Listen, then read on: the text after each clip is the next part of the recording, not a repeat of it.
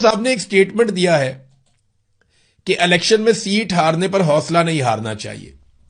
یہ ویسے تو بڑی حوصلے والی بات ہے کہ ہار جیت ہوتی رہتی ہے الیکشن میں. میاں صاحب بھی الیکشن ہارے ہیں, یاسمین راشد سے بھی ہارے ہیں, اور جو الیکشن ہوا وہاں ہزارہ میں میاں صاحب کا, وہاں پہ بھی میاں صاحب الیکشن ہارے ہیں, مانسیرا میں.